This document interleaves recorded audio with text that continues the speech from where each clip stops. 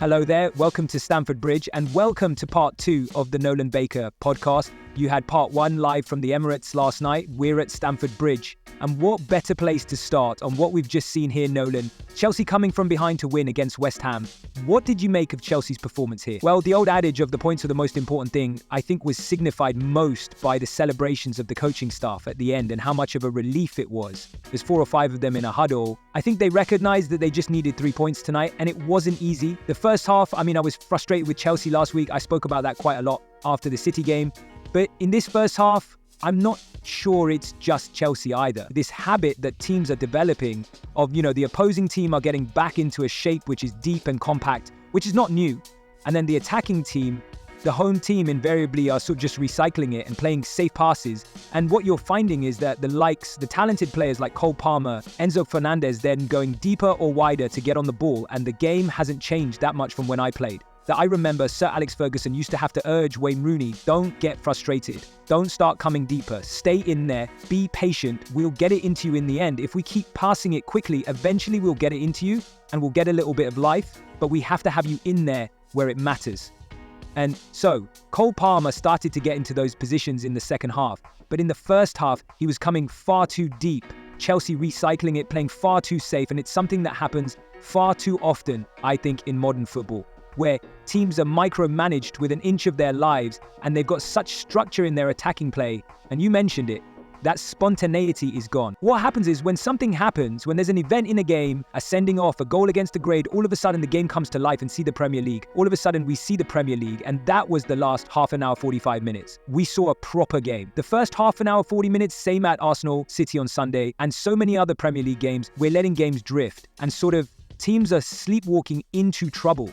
And Chelsea have done that. They've got away with it tonight. They've got a little bit of fortune. We'll talk about the goals in the second half that came. But there was definitely, I think, some improvements to make. They're a young team that's been said many times. They've got a maturity to come and they've got development to come. And they've got, leaders, I think, in that dressing room who might emerge in the next few years. But good 3 points, but quite a lot of work to do. Is this the sort of night that will help them on their progression, sort of dealing with the adversity, things going against them in the first half? Yeah, and look, sometimes it helps you to lose, to sort of pin you back and ground you and think, we need to improve. And sometimes if you can sort of look at the video tomorrow and Maresco can look at the video with his players tomorrow or the day after, whenever it is they look at it, through a lens of positivity, which is, look, we've won the game, we've got the 3 points. So everybody feels a lot better. The fans are leaving a lot happier. You can then start to point out the criticism, I think, a lot better as a coach, because you can say, look, lads, look at this in the first half. We can't do this. It happened at City. It's happened here. It's happened in a couple of matches recently that you played in. We've got to stop doing this or else we're going to lose points. We're going to lose games. And you're not going to achieve what you want in football collectively.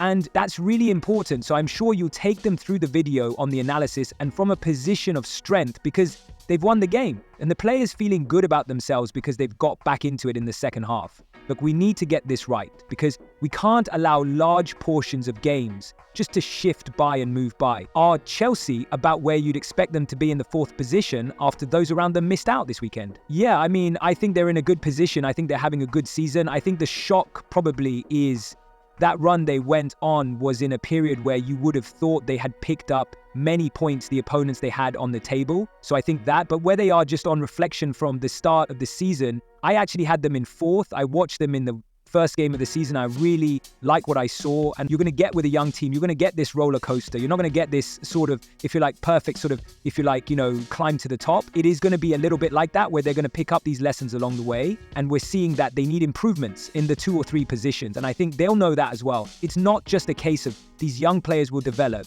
and they'll have enough to win a league. They'll need to add to the squad, and they've added a lot to the squad already, but in goalkeeper, centre forward, maybe a centre back, they're going to need to improve, but they are on the right track and they're in a good position and where I thought they would be at the start of the season. Just a couple more on Chelsea tonight. The goalkeeping situation was a big topic ever since what happened at the Etihad.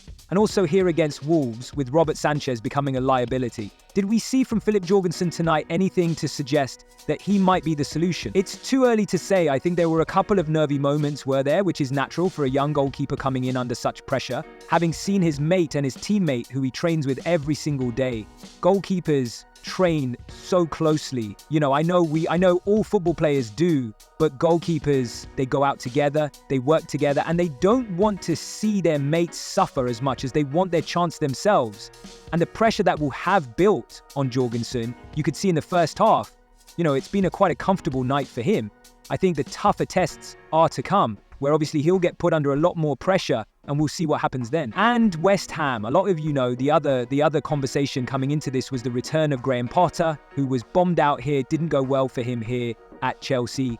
He will be obviously disappointed with the manner of the defeat, but there was a lot of positives in there. Oh yeah, I think he'll be looking at the game from a point of view tomorrow, talk about sort of watching it back with his players. I think he'll be looking at it and saying, lads, if we can play like this and do some of the things that we've done here tonight for the majority of games, in the rest of the season, we're going to pick up a lot of points and we're going to win football matches.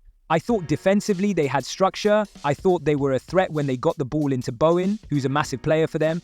But when you had Bowen on the pitch and Kudus up top in the second half towards the end, and you had Ings coming on, they did look like a real threat. West Ham, I thought the defensive shape was excellent. I really did. I even thought at the start, the second half of 15 minutes, not only did they have the defensive shape, but they also, from that defensive shape, were able to spring out and attack and play really good football. I thought they were confident. They were the most confident team. It took Maresca to make 4 changes for Chelsea really to get into a position whereby they got back into the game. So I think Graham Potter will be happy with a lot of what he's seen. I think he'll be angry with the decision on the first goal. I mean, that's a definite foul by Colwell. He's just rash. Caldwell comes out and converges on his own defender. So all of a sudden, Caldwell sees that and thinks, I better stop Bowen going, sort of closing him down, and just cuts across him and takes him out. I mean, if you can't see that as an assistant referee over that far side looking across the pitch and a referee, it's disappointing. And then there's this thing of VAR not being able to go back so far. And it's quite vague, but maybe it's not that attacking phase. But then the second goal, I always say no own goal is a fluke, because I always think if a defender is having to lunge in the box,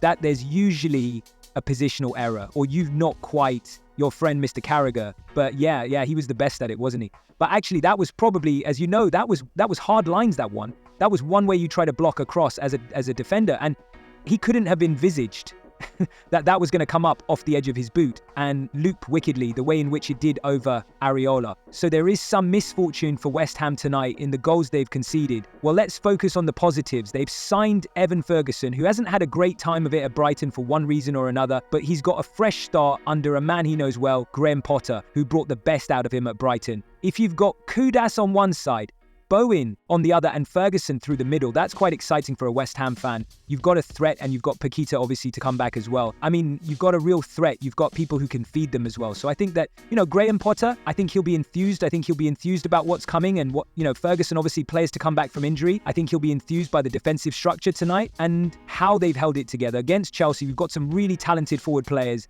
And if Chelsea thrown all their forward players at West Ham tonight to get to the point where they've won the game. So yeah, I think he'll be happy. I think he'll realize that, you know, there's a big job to do, but he'll be thinking, actually, I fancied this a little bit. There's a good group of players here that I can work with and some top talents. Now that's tonight's game. I know that a lot of Manchester United fans will expect us to react to what happened at Old Trafford yesterday, another defeat. That's now 5 home defeats already for Ruben Amorim. He made some curious decisions with the selections copy, Menu playing through the middle, leaving the strikers on the bench. I mean, I know you've touched on a lot of this so far already, but every week when you think, okay, well that's it, bottom down, it seems to get worse. What's he trying to do? That, I mean, the only thing I can think he's doing is one of two things. Experiment to the point whereby he's just trying to find a solution that works, that he likes in the system that he wants to play, or he doesn't like the strikers that he's got. I mean, I have to say, when I saw Kobbie Mainoo up front yesterday, and I thought Fernandes was going to play as that in that position, or something, you know, Garnacho might play up front and Fernandes to the right. When I saw Kobbie Mainoo as a centre forward or dropping in, I thought it's okay that you'll get